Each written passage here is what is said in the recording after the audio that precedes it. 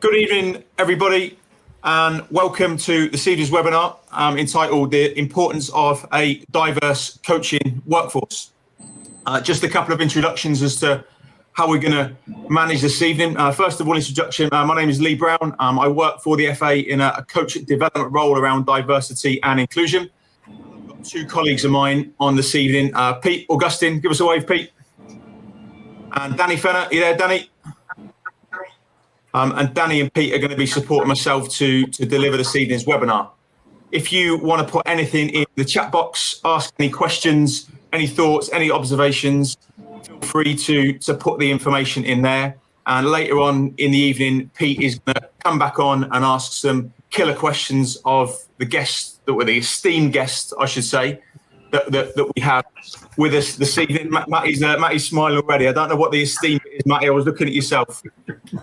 But just a quick introduction to the guests this evening. First of all, fellas, I appreciate you coming on this evening and giving up your evening to talk to us on probably the nicest day of the year so far. So I'm sure you'd rather be outside in the sunshine with your families. So really appreciate it. So in terms of the guests, I've made some notes. Matty started your career at Wolverhampton Wanderers, and my understanding is that you were the youngest apprentice to be given a 5-year contract at the age of 17. Am I right?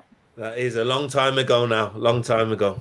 Yeah, represented England at under 21s level and was once described as the best goalkeeper England never had. So welcome, Matt. Thank you.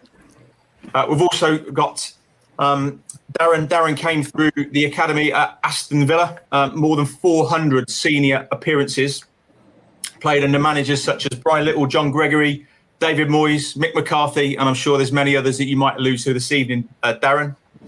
Also represented Jamaica on 6 occasions, and current role is with Northampton Town in their academy. Darren Byfield, welcome. Thank you. Pleasure to be on here. Cool. And last but by no means least, Julian joined Arsenal at the age of 9, I believe.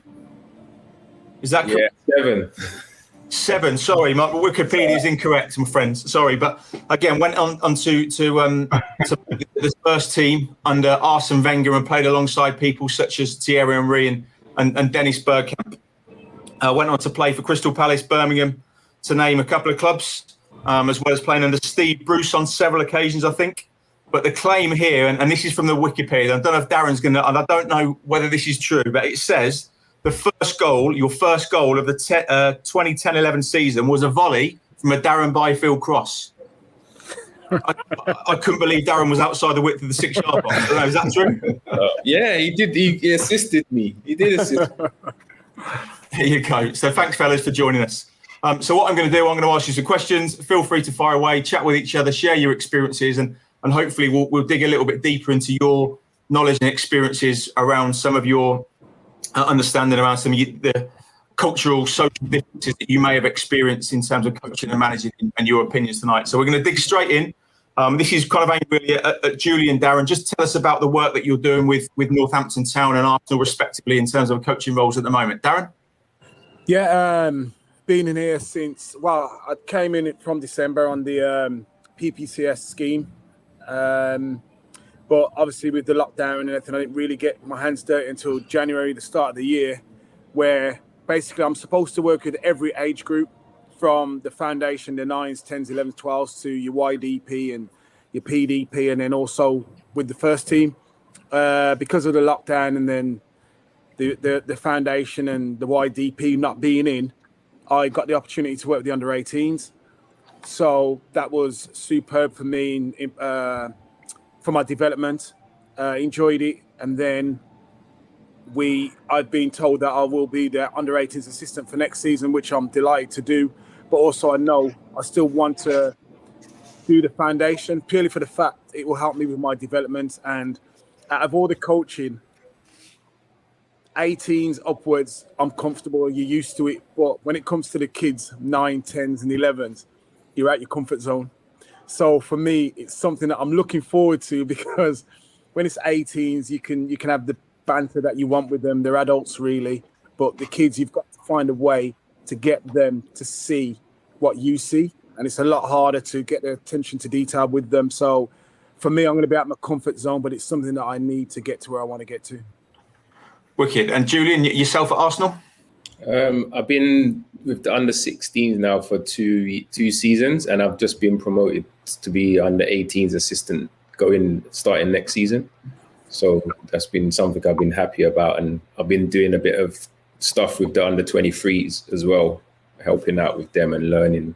And similar to Darren, it's just like trying to, the knowledge we have from playing, to try to get that. And as I was saying to you before, with the age group for them being 16 and so many different things happening, and where they go to school and they come to training in the evening, it's trying to manage all the different individuals, all the different things they have going on. So that's been a learning curve for me as well. Wicked. And Matt, so again, we met when you was coaching in the Nike Academy. We'll come to that a bit later on, but you've also had a placement with the England 19s and been abroad with the 19s. You tell us a little bit about that and your experiences around coaching and working with the English setup. Oh, it's a fantastic experience. I was fortunate enough as a player to play with England youth, under 16s and the 21s. But the way it has evolved was unbelievable. It was immense. Paul Simpson, who I played with at Wolves, he was a senior pro when I was a young player coming through. He invited me on. I think the FA had recognised that even though the playing staff, if you like, was so diverse and a lot of players from ethnic minorities, on the coaching side, it was underrepresented. And there's been a lot of conversations and ways to try and address this, if you like. I knew that my career was going to be coming to an end. I got on the coaching journey early, pretty qualified, goalkeeping A, outfield A, all with the English system. And Paul Simpson knew that they needed to invite BAME candidates to come along and oversee what was going on, to maybe integrate into the system. Simo made it very clear that, yes, of course, I ticked that box, if you like, and I'm not sure if that's the right expression to use, but it was very clear of me as a person. He liked me as a person when we were younger. He knew I was qualified. It was a journey I wanted to go on. So he gave me that opportunity, and it was really, really good. It was amazing. 2 of the 3 goalkeepers were mixed race, Ellery Balcom and Brandon Austin. So that was really good. And some of the outfield players, wow. Jadon Sancho, Phil Foden, Nelson. I was just stood behind the goal watching them going, just twisting people up, tying them in knots, thinking, I'm good, I'm not in goal. But it's a good job, man, because I'd have been getting hurt. So it was an amazing experience to see the sharing, the knowledge. And it's very clear that there was no racism or prejudice towards any of the players, but certainly I feel that it was something that the young players did notice, that I was one of the members of staff. So amazing opportunity, amazing experience, and I thought it was an excellent idea from the FA. Wicked. So I'm taking, you're all involved or have been involved in coaching in some capacity and learning as coaches. So I'm just going to kind of take you back a little bit to the start of your journey. So as players, this is for all of you really. You grew up in the 90s, coming through the academy system. What was coaching like in those days? And I guess the closed question is, was it a one-size-fits-all? And what did it feel like coaching in those days, and the interactions between yourself and some of the coaches? Darren, there's a smile from, there's a story there, I think. Yeah. You know what? I just saw one of the messages there from Lee Cooper about it. And it's funny because how I was brought up with the coaches that we had, and I'm sure Julian and Matt would have had the same. They didn't hold back. It was, you had to survive. They were aggressive in how they got their message across, and if you didn't listen to what they said, they just came down on you heavily. And there's things that have come out in the last year or 2 years with players from Aston Villa, and coaches have been relieved of their duties purely for this, with things that happened 20 years ago. But what you'll find is some players will just be brought up that way and bring it into coaching. And what you've got to do is break that cycle, because you cannot speak to kids or treat kids like we were treated as players. And now the thing is this, these players that are growing up only know how to react to players, to coaches and managers putting your arm around them and explaining to them.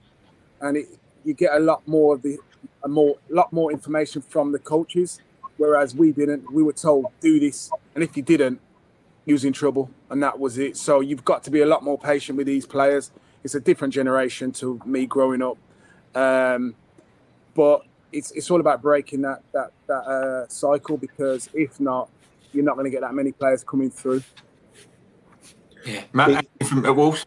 Yeah, see, and that's where I just feel that coming through at Wolves, I was so fortunate. And I think it's not a coincidence that there were so many lads from my youth team that have gone on. And, you know, my career was curtailed by injury. But if you look at Jolien Lescott in the year below me, Robbie Keane in the year above, and Lee Naylor, honestly, the list goes on and on. Lads who've played in the, sorry, you can hear my little boy maybe in the background there. But, you know, people have gone and played in the Champions League.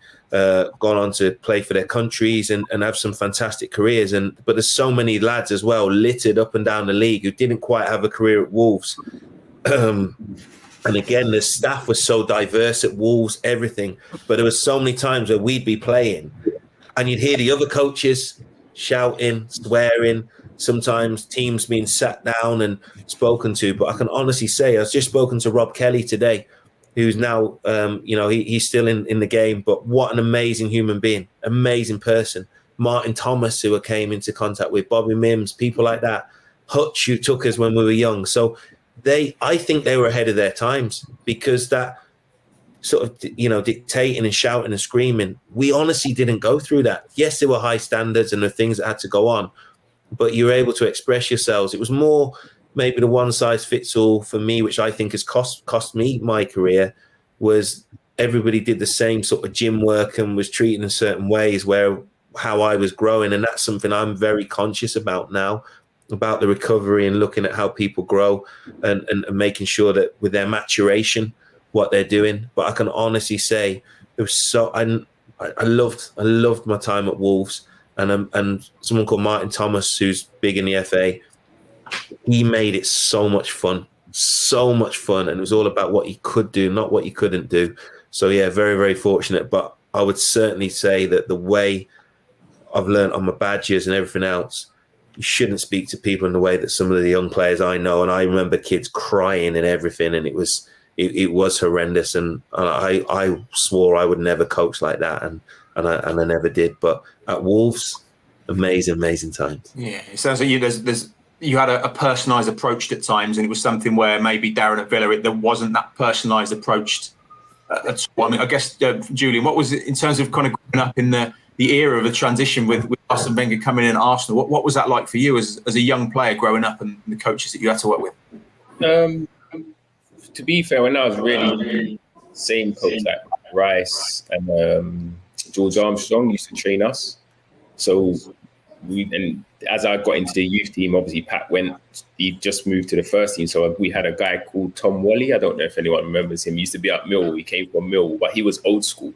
And obviously it was a shock to all our team, because the way it was about running, doing weights, and you get punished if you don't do things, and that kind of mentality. So that was a shock to us. And then he got sacked the next season because that's just wasn't the Arsenal way. Then we had Don Howe, and then another coach who I didn't quite get on with because my style of play wasn't to what he liked.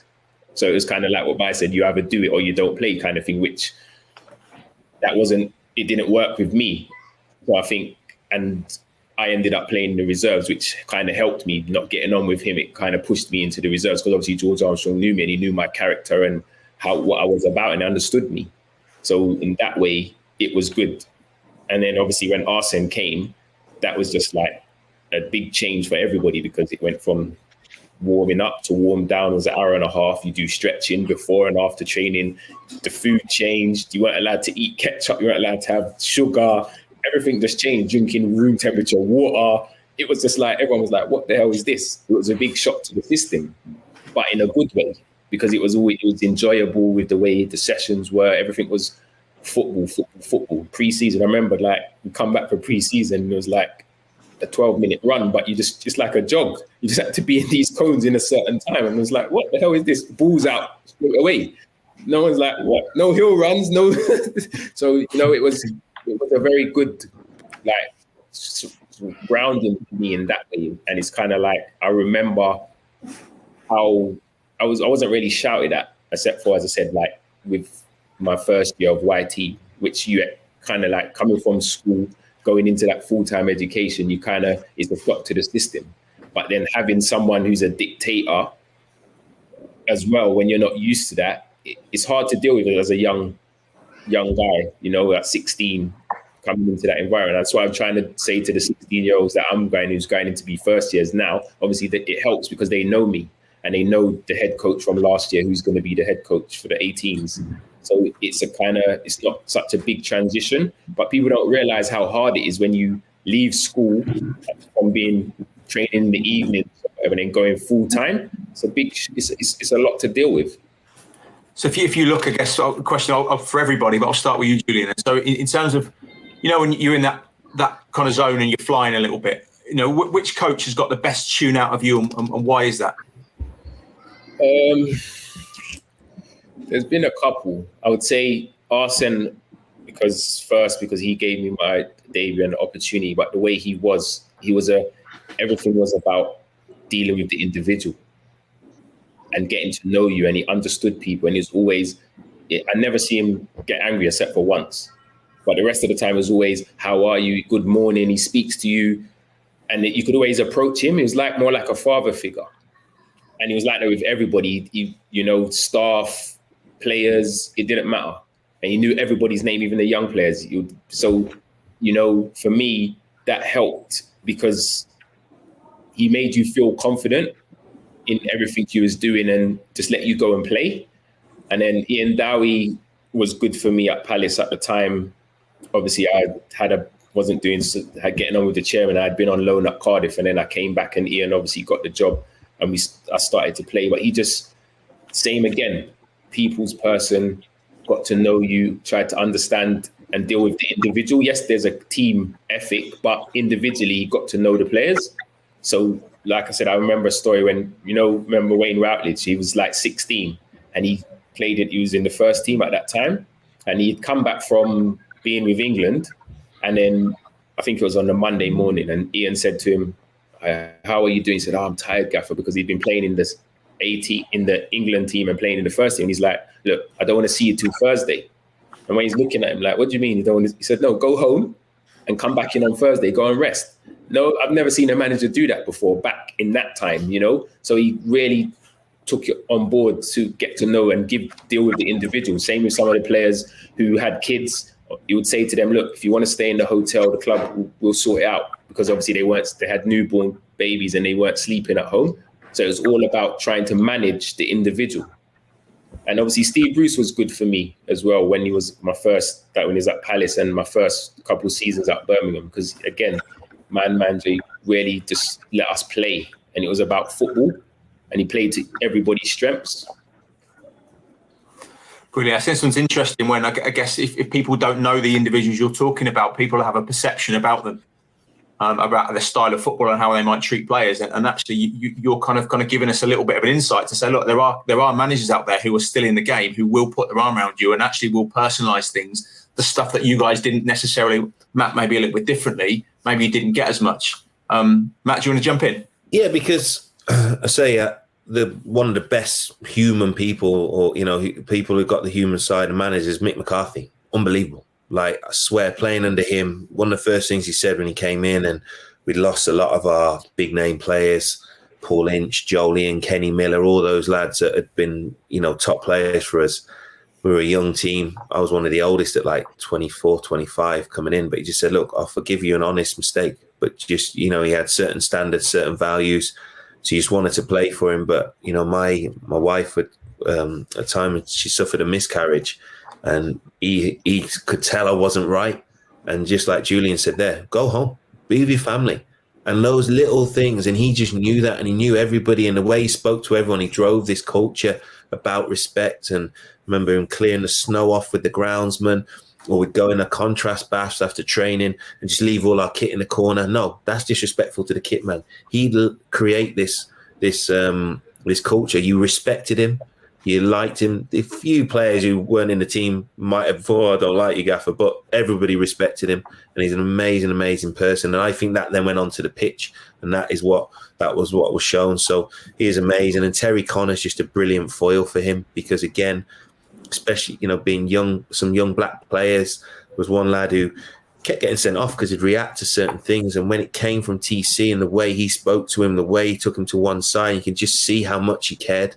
And that's why so many of us now still ring TC, still call him. If you've got a problem, you've got an issue, he's there. He's just, again, so fortunate. These people come into your life at the right time. They'll do the extras on the grass if you do the bits. But like Julian said there, and I'm sure Bye-Byes will agree, the human side is just amazing. And that's been a massive, massive part that's helped me through life, really. When you can think you will find any of those coaches, managers, and anybody to add into that? I second what Matty just said about Mick McCarthy. When I look back at my career, it's not a regret because it was kind of taken out of my hands, but I went to Sunderland and Mick was there. He'd rang me. I was at Rotherham at the time and I was coming to the end of my contract, and Derby County had put in a bid for me to go there. But Rotherham and Derby at the time were fighting a relegation.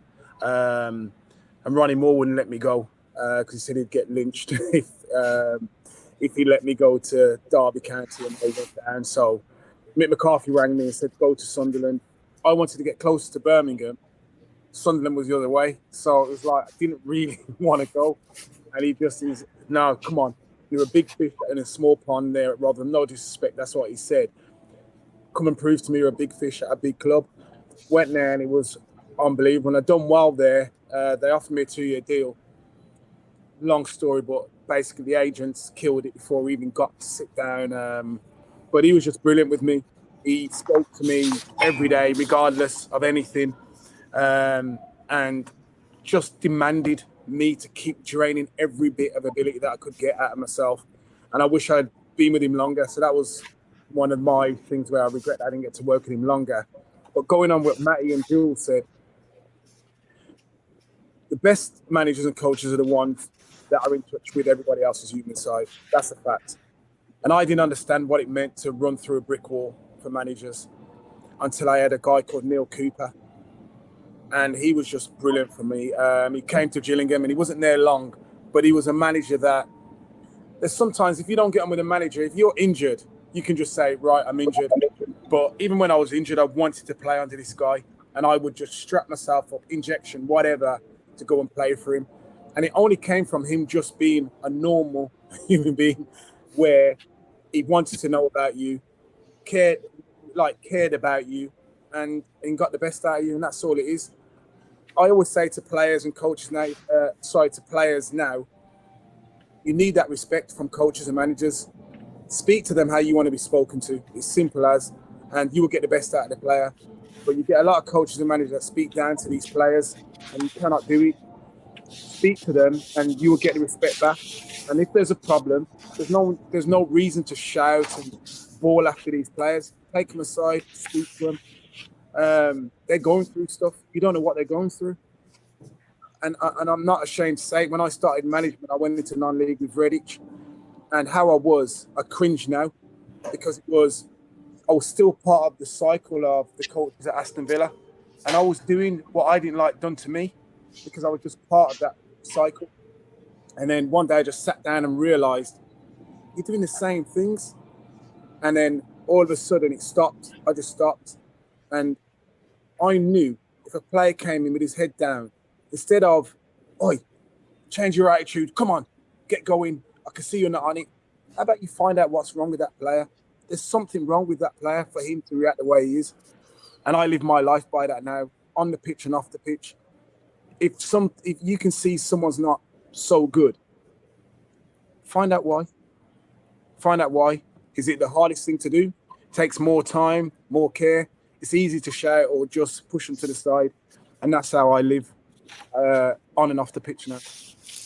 No, cool. I mean, there's some hard-hitting stuff, I think. There's some really key messages for coaches, because I'm saying to you guys is who's got a tune out of you. And quite often coaches and managers, they want the best out of their players. But what you're saying to me is that, and to everybody listening, if you can get the best out of your players, your performance is going to go through the roof. The happiness of the players is going to go through the roof. So actually, to individualise the coaching that you do and the support and understanding for individuals, we're suggesting that's of massive importance. So big messages for the coaches from you guys there, definitely.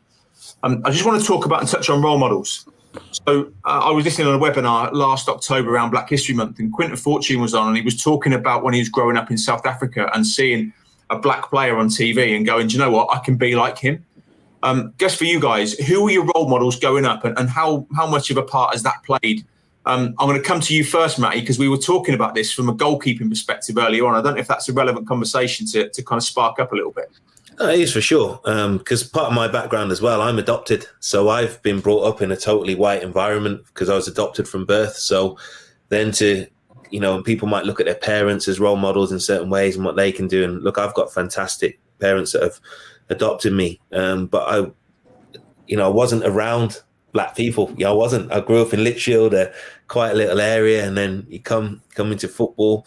And again, people would sort of stereotype in the way, are you going to be a striker, this and that? And I wanted to be a goalkeeper. And I loved Neville Southall when I was first growing up. My stepdad was from Wallasey, and Neville Southall was my hero. But the minute I saw David James and Shaka Hislop, that was me. I just tried to, he was an Everton fan, but I wanted the David James kit. I wanted to wear my shirt out. I wanted to be like Shaka and get the Newcastle kit and I'd come for crosses and shout Shakas and stuff like that, because it was just, they can do it. If they're there, why can't I be? Why can't I be? And that was massive, massive for me. And I don't know if you can see behind me, but I've got David James's gloves on the wall. Got to meet him. I've got a Shaka Hislop shirt up there. So, yeah, massive, massive role models. Amazing for me. So, certainly, and I believe that's the same with, and again, like I said to you at Wolves, Tony Daly was a fitness coach. Terry Connor was the assistant manager, So I never felt that my colour would stop me coaching either, if that made sense. I always just looked at it, and everywhere I looked for people and thought, right, well, I can be there, they're there, I can be there. I want to do that. So I would say million % that David James and Shaka Hislop had a massive, massive impression on me and gave me someone to identify with. And yeah, definitely role models for me. Fantastic. Julian, yourself?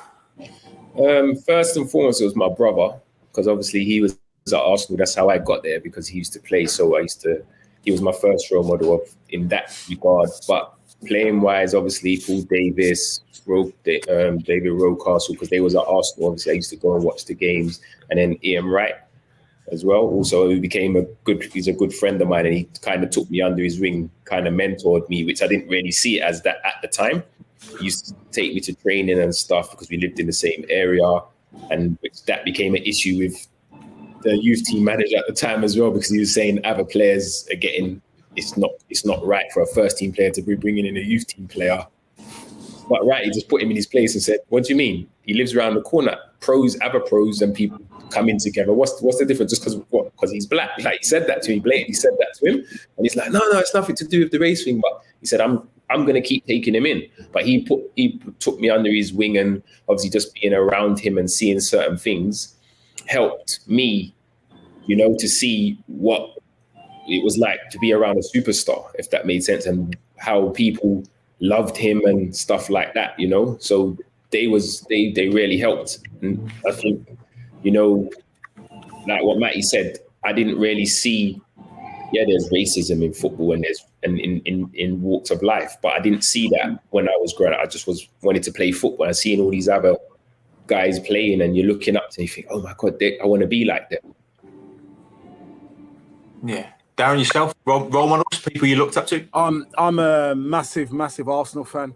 So when I say that, everyone just thinks Ian Wright was the reason why. It wasn't. It was David Rocastle.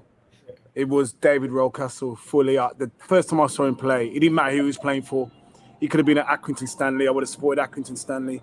This guy was just another level, and he made me want to play football.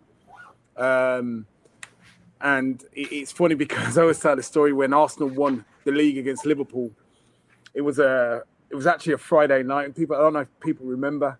It was a Friday night, and I always remember because my family used to go to my nan's, and I said to my mom, "I'm not going."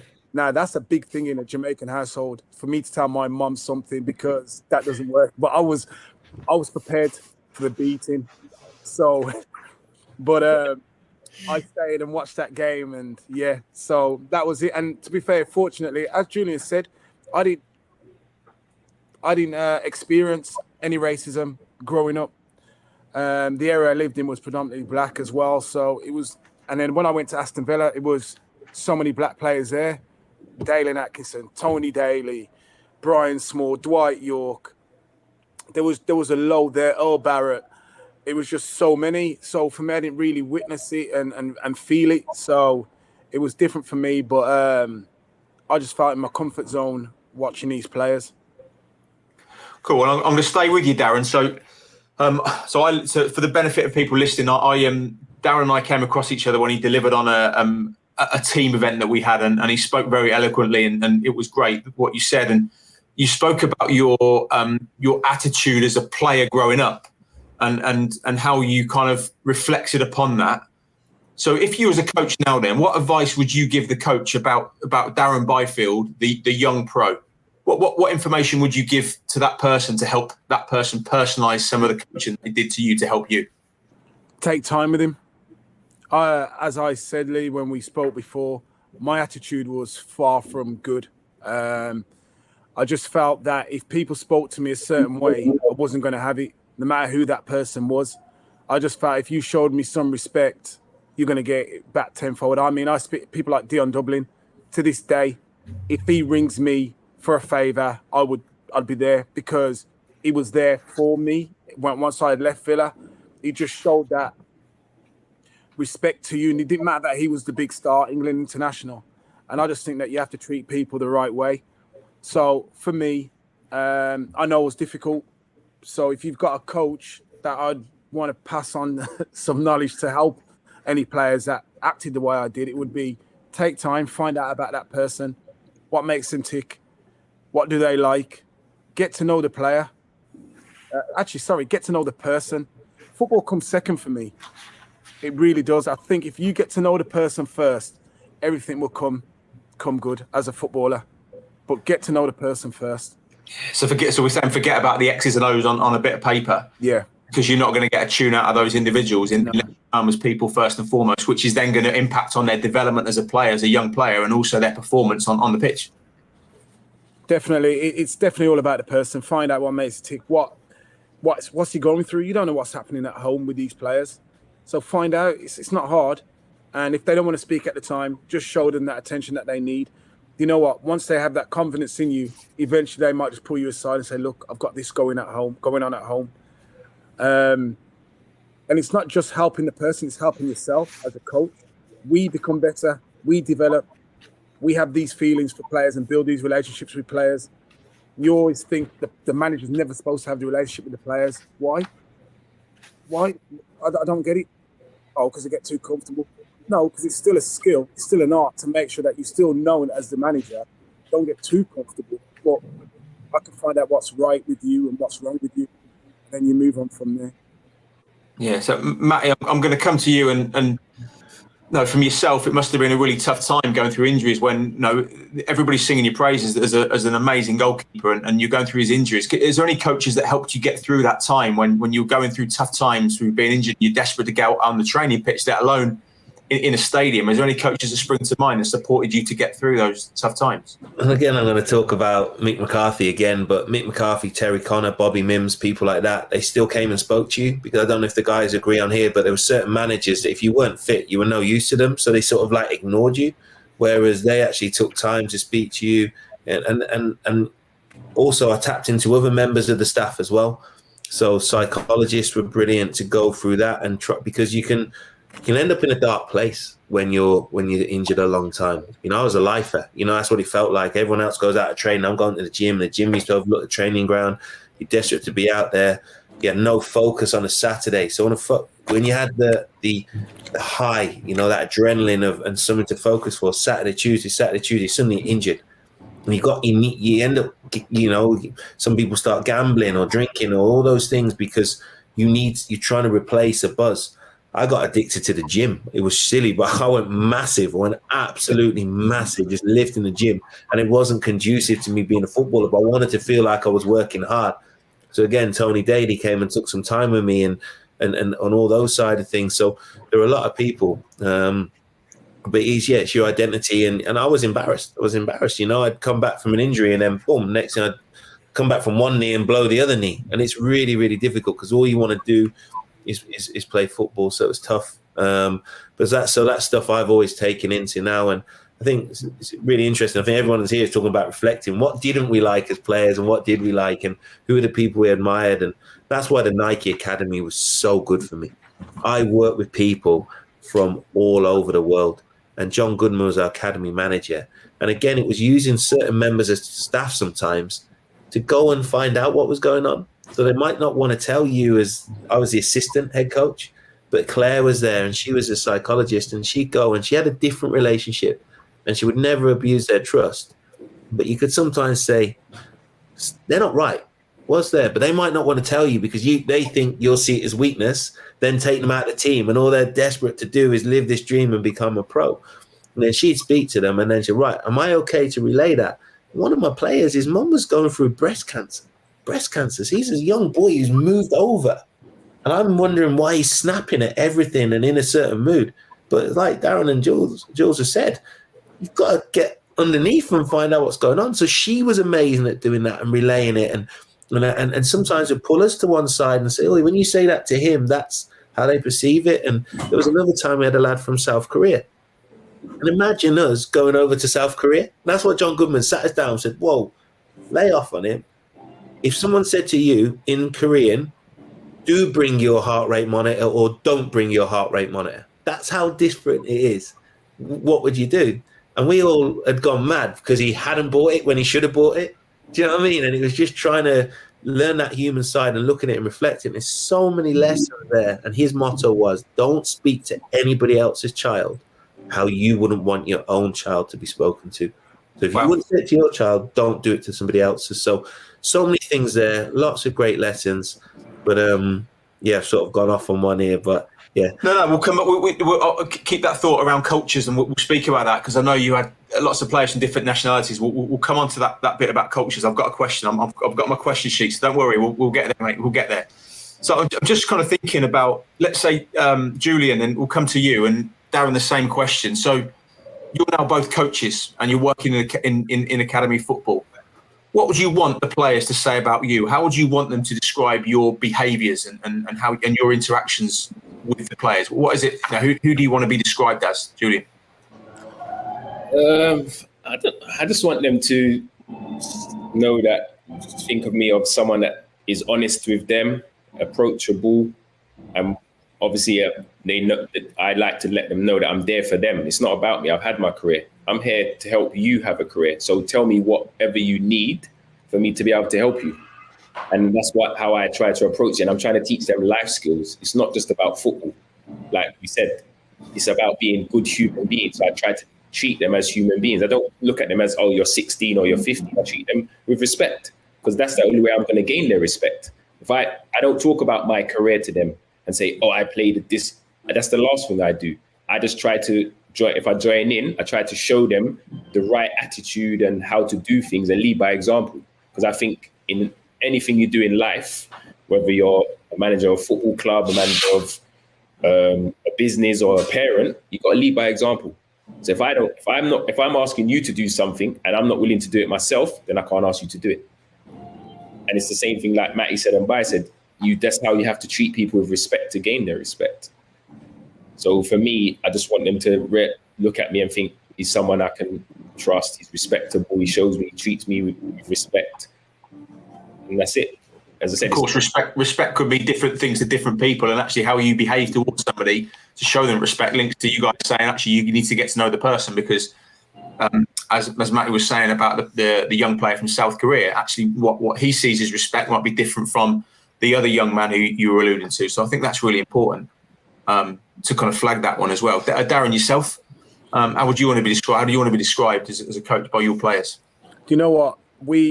One of our scholars got released, and as I said, I've been here from January, so I've come in late with them. And that scholar sent me a text message. I haven't got it now, I deleted it. But what he said, thank you. He said, I know you haven't been here a long time, but he said, this is exactly what he said. He went, "You've been superb for me in the months that you've been in. You're the funniest coach I've had, but you've got the balance of when we have to be serious and you take your time out to help us develop. Not once did you pull a face or anything when we're asking to do stuff after or come in earlier." And that's me, basically. I want them to have fun, but they've got to work hard.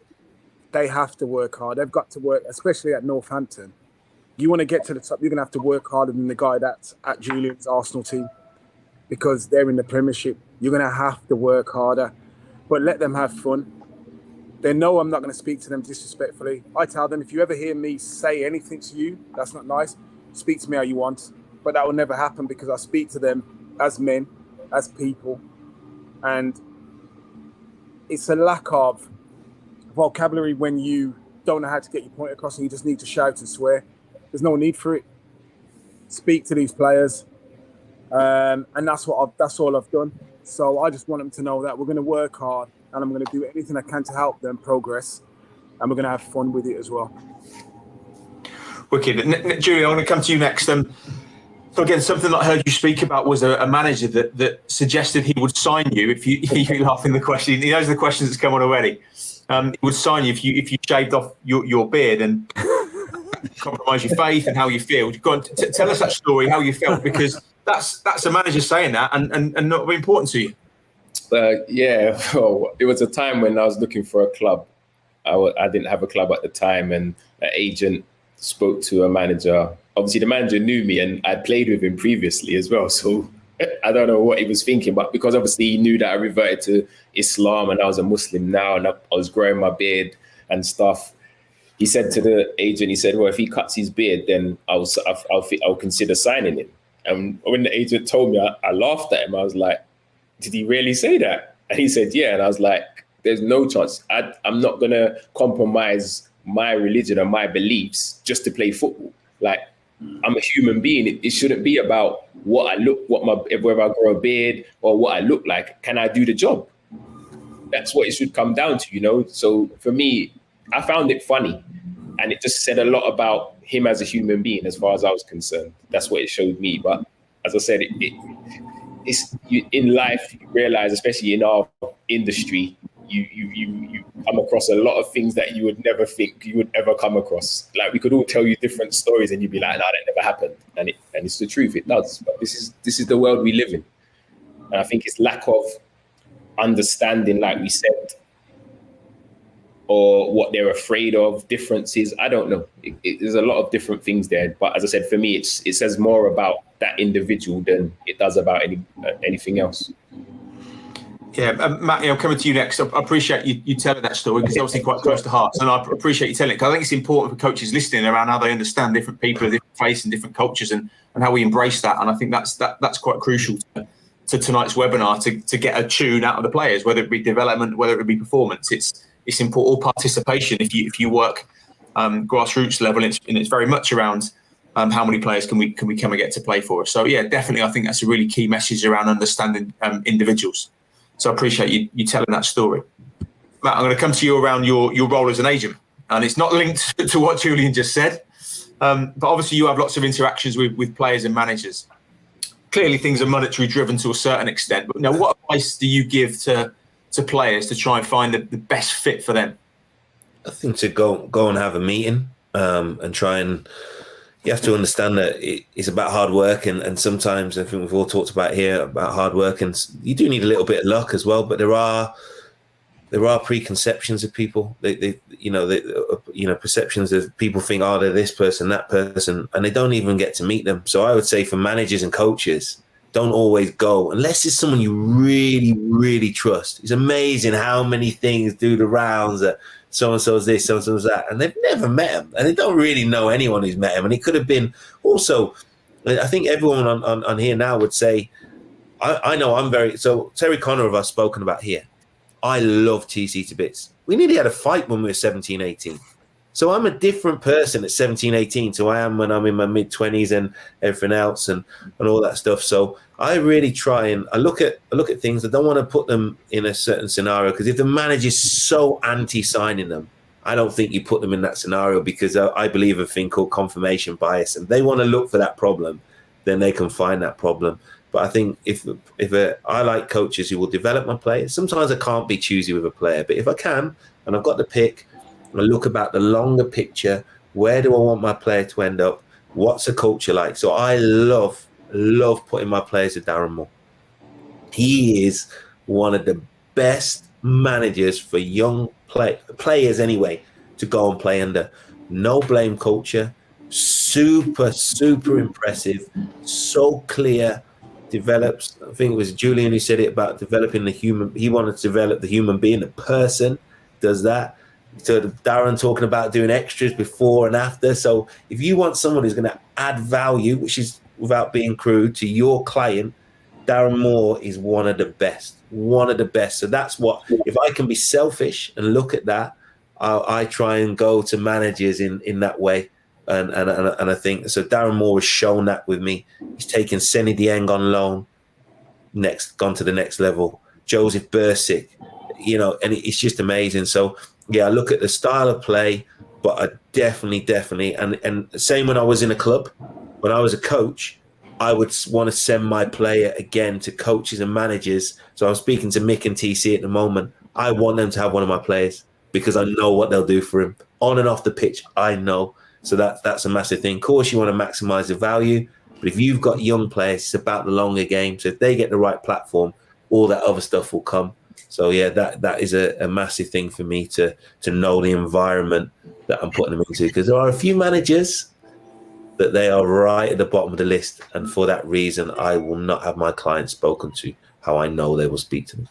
And it goes back to the human element that Julian, Darren, and yourself have all spoken about, that human element to developing players and making them feel as though they're special, making them feel as though they're wanted, and understanding them.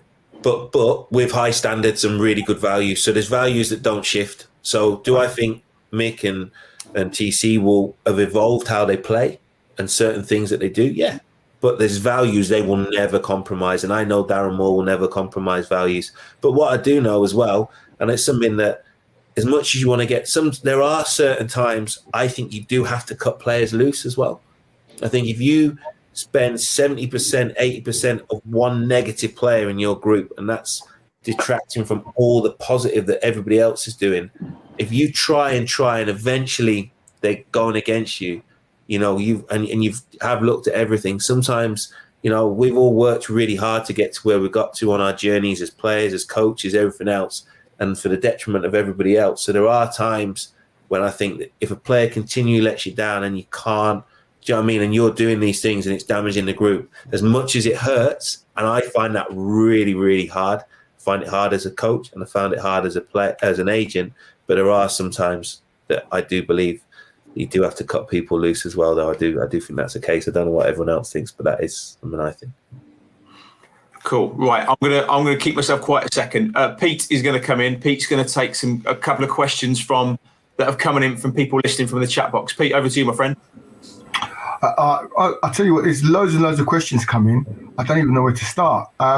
So I'm going to start with this one.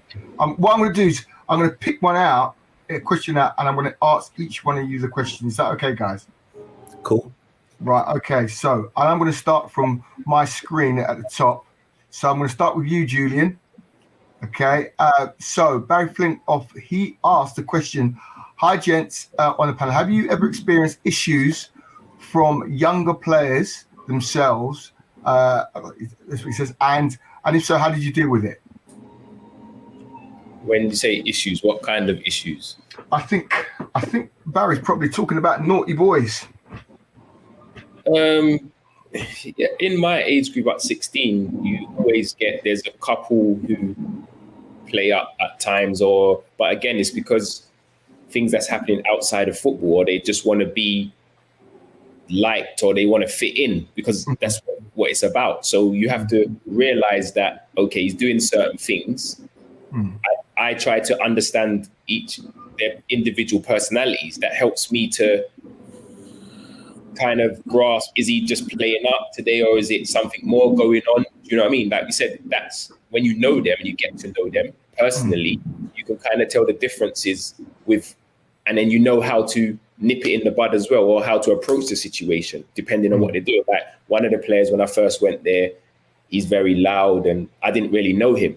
And I was thinking, okay, and then I started to get to know him. But sometimes a few coaches have spoke to him, and he kind of like doesn't listen. I have to talk to him 2 and 3 times. And then one day he was told something. I told him something, but because I was quiet and I was kind of new, and then I raised my voice a little bit and said to him, like, can you not hear I'm talking to you? I said, when you speak to me, I respect and listen to what you're saying. So when I'm talking to you, listen to what I'm saying. And he kind of like, oh, and then he just never again, I've had a problem with him. But it's because he wasn't expecting me to say it the way I said it. I didn't shout, but I just made him know, like, show me respect because I show you respect. You know, so there's different ways. Everybody's different. Some players you can shout at, and some players, like we said, you've got to put an arm around, or there's a way, you have to find a way how to express something to them. I think that's just, again, getting to know individuals. So you think it's about boundaries as well? Yeah, definitely. Players, look, you can't kid them. They know. They're very intelligent. We all play them. We can tell you the same thing. The managers, you know, who are trying to mug you off, and you know when someone's being honest. So it's the same. So if you tell them and they know that you're trying to do it for their best interest, they will gain their respect if you're consistent with the messages. Yeah. Okay. Thanks for that, Julian. So, Matt, a question for you from Lee Cooper. He says, I still find it bewildering that there are issues with diversity when most of our heroes are from ethnic backgrounds. How do you combat this hypocrisy? I think it's really difficult because I think it's recognized now that and that was someone again, and I'll mention him so many times, but if you speak to Terry Connor about the things he went through as a young player, us 3 on here didn't really experience that. Okay. Yes. I got racist abuse rarely, you know what I mean? But the odd ground, but when TC played, it was commonplace. Okay. From his own team and from the terraces. Okay. So that happened. I think that still, even now, when we hear about the conversations now with what's happening on social media, when things are happening in games, I remember going and playing for England under 21s away, and me and Lee Grant went to warm up, and there was swash stickers and everything in Italy, and there was the games on telly. They didn't even stop it. Do you know what I mean? And no one really said any more. Where that now, the game wouldn't kick off. So things are evolving. People, and this, you know, if you want to talk about Black Lives Matter, taking a knee, all these things, there's a lot more momentum now, and people, and it's not just become people are really, really starting to talk about it. Yeah. So it's still a long, long way to go, but I still can't get over that comment to Julian about shaving your beard off. That couldn't happen now. If someone said that to my client, and I record, I'd want them out of the game because that's stopping other young Muslim players coming through. It's nothing about ability. It's nothing about anything else. That is you just because of a beard and a religion. You know, no, take time to find out about Ramadan and stuff like that, because that's a bit that, again, when I worked with Nike, it was like, whoa, and how different people approach it. So I had one player, he wouldn't swill his mouth out with water. But I had another player who would make up a day at another time. So it was educating me. I didn't know this. And I think on coaching badges, and this is something I feed back on my forms all the time. Don't want it as an excuse, I didn't know this, ignorance. I don't know if it is now, but when I was on my badges, there was not a religion or racism module. I think there should be. I really, really do. Because then you can learn about it and understand and maybe help how to do a pre-season or a bit of running or approaching games for a Muslim player and certain things like that. And that would educate me. I want to know. I want to know things you can and can't say. So that is something I always feed back. So I was a BAME candidate going away with England. It's been recognised. And TC always says it will be our generation. And hopefully with Darren and Julian doing what they're doing and other people coming through, got to fly the flag and keep flying the flag and do that. And then be in positions that hopefully people look up to, because I know I looked up to TC because of what he did and how he was. And when he said it to me, it felt different than when other people said it to me. So that is what I would say. Let's keep talking about it. Let's keep having a conversation. We're not all getting it right, but also I got on every coaching badge I ever wanted to go on. So, but often I remember on my goalkeeping badge, I was the only, only mixed race person on that, only person of, ethnic minority, whatever phrase you want to use. I was the only person. So why is that as well? Because I got on that course. So we've got to get qualified. We've got to do that. But ultimately, keep having the conversation, keep talking about it. But there is an issue. It's underrepresented, and let's find out. Just keep talking about it, and hopefully it changes. I totally concur with you there, Matt. It's stories I could also say about my own journey as well, but we won't go into that now. Darren, I've got a question for you. Thanks for that, Matt. That's brilliant. Darren, Olinaran asked the question: do you think it's possible for a coach without any professional experience to make it big? 100%. 100%. I don't. Julian would know a lot more than me, but I don't think Arsenal's greatest manager did play professionally in Wenger. I don't think he did. Julian will correct me, but there's so many. I don't think Mourinho was playing that high. It's not about that. I've seen a few of the messages. It's like anything. If I stop football today and want to become an electrician, I'd do my research, I'd do the courses, I'd go through everything, I'd learn, I'd experiment different things, and that's just the same as football. You want to do it, you can do it, but you have to put in the hard work. It's simple as, no excuses. And it's the same thing moving on with, at the start, we spoke about I said to you about the PPCS, and I said that because it's the professional players coach scheme. But to others, the BAME. I hate that phrase. I hate it with a passion. I'm a black man, and I'll be treated as a black man, as would a white man. It's not. Don't put me in another big group. There's no other group for white people. So why is it? I don't get that. I don't understand it. So just talk to me as a black person. Treat me as you would anyone else. And I mean, what Matty just said then about the module, I think it's a great idea. I never thought about that one. It's a great idea. But I know I've moved away from that question. But yeah, with anything, it doesn't matter if you've played the game or not. Just put in the hard work with anything you choose to do. It doesn't even have to be football, and you'll get your rewards. Thanks for that, Darren. And thanks, guys. So, Lee, I'm going to hand back to you. Lee, you got to take yourself off mute, mate. It's a fine. He's supposed to be in charge. This guy's supposed to be in charge. I appreciate you speaking with such honesty, integrity, and passion. All three of you. It's been great to listen to, and I'm really hoping that the coaches and people that are listening have taken some information that they can go and share with their players, or maybe not share necessarily, but thinking about how they behave towards their players. And again, the title of this webinar was around a diverse coaching workforce in person. And we can see from the English squad today, almost 50% of the players that are in that squad are non-white. So again, in terms of person and being able to engage with those players and resonate with those players, the importance of a diverse coaching workforce is massive in person, but then also from a white male like myself in terms of the thought process and understanding different people from different cultures, different backgrounds, different faiths. So I'm really hoping that by the questions that we posed and the answers that you guys have given, that we're able to get those really key messages across. I'm conscious that we're almost at 8 o'clock, so I've missed out 3 questions that I was going to ask you. So I'm going to come on to some quick fire ones, if that's okay. I'm going to start off with Julian.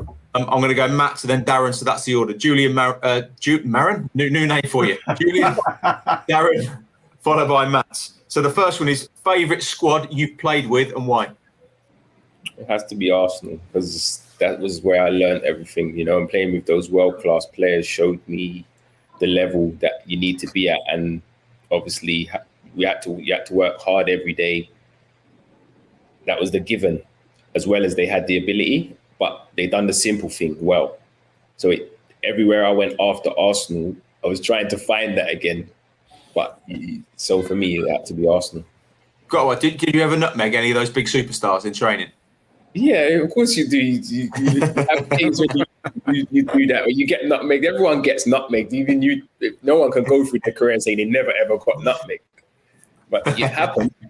you could say that it just was at Arsenal. It was people was trying to do it all the time. It was like the thing that you tried to do when we play boxes or possession, or Martin Keown was the worst. If you ever got Martin Keown, he'd want to kill you. So everyone would try to do it just to wind up because they know he's an angry man anyway. I don't know if why you know what he's like, innit, playing against him. He's like that in training. I remember my first training session with the first team. I had to go up front. I was called over and they said they need someone to play up front.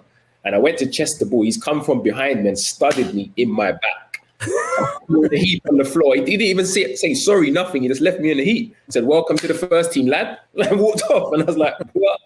But that's just how he was. But so for me, Arsenal, definitely. And that's the favourite team you played in. We'll move on to Darren. Yeah. I mean, easy one would be just to say Aston Villa because obviously I was brought up there. I went to school on Trinity Road, which is Villa Park. But I always say this. I played in the Premiership, but I wasn't a Premiership player. So I don't use it as one. I just kind of look and I think Bristol City, and I was only there one season. And Gary Johnson was in charge, and at the end of the season, we got beat in the playoff final by Hull. Dean Windass scored an absolute cracker, and we missed out on the Premiership. And I went after that. And the day said, look, we're going down a different route. I could have cried because the squad was just amazing. We had everything in it. It was just fun. We had winners. I mean, in training, if you weren't putting the work in, you got told. And that was, Gary Johnson didn't have to say anything. The players managed that team all the way through. And some might say, we used to say as players, Gary Johnson's not doing anything. He did. What he did, his recruitment was spot on. He brought in winners. He had a mixture of everything. We had Dele Adebola, Lee Trundle, Marvin Elliott came in. We had Scott Murray, Betsy. We had so many players that were so good. Steve Brooker, Sproul. It was so good. And I just enjoyed every day. I looked forward to getting up just to go to training. And I didn't really have that at any other football club. But Bristol City was a great place to be, and I was only there one season. May? I think the two squads was the promotion winning season with Wolves in 2002-2003 because we had that the guys talking there, the Dave Jones was the manager, but he brought in a lot of big names, Paul Ince, Dennis Irwin. So for the likes of Jolien and Lee Naylor and myself to play with these guys that you'd grown up idolising was amazing. We had a really nice balance between youth and experience. Some little bit clicks sometimes off the pitch. On the pitch, always United, but had some great times, some good Christmas parties, and we got promoted. So that was amazing. But then when the environment, the culture that Mick created, I was one of the more experienced players then, but so many young players, Kitely, Ward, Keogh, people like that they worked every day and he made them better. And then to go on, and again, we just missed out in the playoffs. So that was amazing times. That team went on to get promoted. So, but what it was fun, enjoyable. Everyone loved each other to bits, and you say it's nothing better than when you want to go into work with that smile on your face. You can express yourself and you feel part of something. So can't really divide that. But when you come through the schoolboys with Jolien and Lee, do you know what I mean? To then go and play in the Millennium playoff final and go up to the Premier League, still my boys for life. Those guys are just amazing, and I think the guys on here would say like Jolien, what a top man, isn't he? Jolien, just a lovely guy. And I know he smashed you the other day, bye-byes in the game. So, do you know what's great to see when you ask that question is the smile it puts on people's faces to remember how much of a great experience they had at a certain point in their career. And I think there's a big message there for coaches that are out there. Can you create those memories for those players because they're massive. And you saw the smile on Julian's, Matt's and Darren's faces when they were speaking about the best squad they played in. And how do you go about creating that as coaches? Really difficult. But you know what? That's what gets the best out of players. It's 4 minutes past 8. I'm going to ask one more question for everybody, and then we'll let people go and enjoy the last bit of sunshine that's out there. Apart from Julian, I might add, because just to let you all know, he's in Los Angeles on holiday, so he's okay. So yeah, we appreciate it. So think about play. If I think about players, you get these worldies in training. Best player you've played with that, if they were with the right coach, they could have gone even further. Who wants to go first? Ooh. So I'll go first. Matt, you go on. I'll go. Go on. Go on. Did you just say you're going, Matty? No, it's fine. You go bye-byes. Yours will be better than mine anyway. Nah, it won't, because there was a couple, but then I think Julian will know him and probably can give more insight. I went to Bristol City, and I swear to you now, this boy was probably the most talented player I've seen, and his name was David Noble. Oh, yeah. I don't know if he was at Arsenal with Jules. I'm not sure. I know. He's younger than me, but I know Nobes, yeah. Honestly, he could do anything he wants to do, but he just loved to party, loved to drink, and done his own thing. But when you go for ability, I mean, if you ever get the chance, you look at Bristol City's game against Crystal Palace in the playoffs, and he hits an absolute worldie, but he could just do crazy things in training and in matches, but just didn't adopt the right attitude. But I'd say David Noble, for me. Ryan Green he was the youngest Welsh international. He used to play for us. He was amazing. He could play with either feet, played a sweeper at times. And I remember seeing GB do it for Aston Villa, Gareth Barry doing it. And he was on my England trials with me. And Ryan Green, I'm telling you, he was quicker than Gareth Barry. He could play, but obviously Gareth Barry, what a player. So but all I'm saying is Ryan Green had the attributes. He played in the first team at 16, 17 for Wolves in the top championship side. It's the youngest Welsh international ever. But I don't know if it was the coach. I don't, do you know what I'm trying to say? I don't know if it's a coach for the reason that he didn't go on, because he wanted to drink, he wanted to party, and he went on and he played games. But so maybe there would be somebody now who might be able to tap into him and get that side and look at it. But ability-wise, athletic, he had everything. He really, really did. But that would be the one. He'd be the one that I thought was going to go on. Like, I thought the Moore brothers, I'll be honest, watching them growing up at Aston Villa, I thought they'd go on to have top careers. So it'd be interesting to see why they didn't quite get there. But Ryan Green, for me, was the one that I believe has underachieved, because he was top draw. For me, I think there was a guy I played with at Arsenal. He played Paolo Venazza. Yeah. He done really well for a very time. Good agent now. Yeah. But same kind of thing, guys. Loved partying and drinking. Got into with being around the first team with the older generation of that, and then kind of fell off. He went to Watford, and then I don't know what happened. I don't know if it's coaching to do with a coach, or was it his own mentality. A lot of the time, we could all name loads of players we've played with, and we know their mentality wasn't correct off the pitch, so they could have went higher. But it's more to do with that. Sometimes, yes, coaches, you can have a coach where he doesn't understand you, or you fall out with them. In the old school coaches, like we've all had that. Me and Bynes had the conversations before. We've been to managers and you try to speak to them. Why you're not playing? They say my door's always open, but you come and then they don't want to talk to you. And fob you off. Do you know what I mean? So that. There is that side of it, but I think sometimes it does come from within, and we can all look at ourselves and be honest to say, well, if I did this more, I did that more, maybe, yes, some of it is a bit 50-50, but I just think with Paolo, I don't know what happened. Up to this day, I'm still like, he was I think with Ryan Green, he got treated differently to the rest of us because he was so talented. He got given a bigger contract, and I can remember him saying if he wasn't allowed out, he was going to leave. So he was allowed out into Wolves and go into the light bar and have a drink, where if we'd have done the same, we'd have been sacked.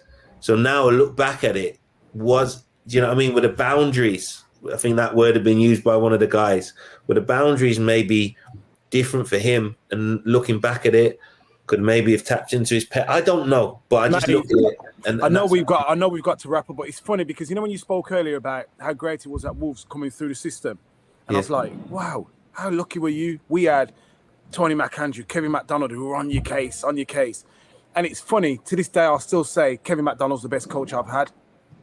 Now, I know it's not right with how they spoke to people at certain times, but maybe a Ryan Green needed someone like him. Yeah, maybe. Do you know? Yeah. And it's funny, Jules, when you're talking about Paolo, it's no coincidence that Paolo and Nobes are best mates, because they're both. That's what I'm saying to you, that culture. And sometimes it's out of the coach's hands, and their regrets will be, you know what, if I'd stayed in more, blah, blah, blah. They won't blame anyone. They probably look and blame themselves. Yeah, they're not applying themselves properly, It looks like Matty's got to go. He's got the little ones to look after. He's going to get a bottle thrown at him a little bit. I'm going to get little man's bedtime. He'll only have me who reads him. He's on Wizard of Oz at the minute. So last time he saw me, I was 6'5". I'm now about 5'10" because I'm under the thumb so much. So, yeah, fellas, look, I appreciate you giving up your time on a Tuesday night to come and speak to us and share your knowledge, experience. Coaches listening, I'm sure that if we could see you face to face, you'd be saying thank you to the guys for giving it a time. Special mention with Julian on the basis that he's on his holiday as well in Los Angeles. I don't know. He's doing. I hope it's cloudy over there, man. I hope it's cloudy. Out the window. Yeah, so I appreciate your time, fellas. Thank you very much. Pete, Danny, thank you very much for kind of managing chat boxes, coming up with some questions. Best wishes, and hopefully we'll cross paths again at some stage, gents. Yeah, appreciate it again. Thanks for having us, Lee. Thanks, Priya. Thanks, Daniel. Thanks, guys. Thank you. It's a pleasure. Jules, Brilliant Matt, night. I'll see you guys soon. See you later. See you soon. See you later. Bye-bye.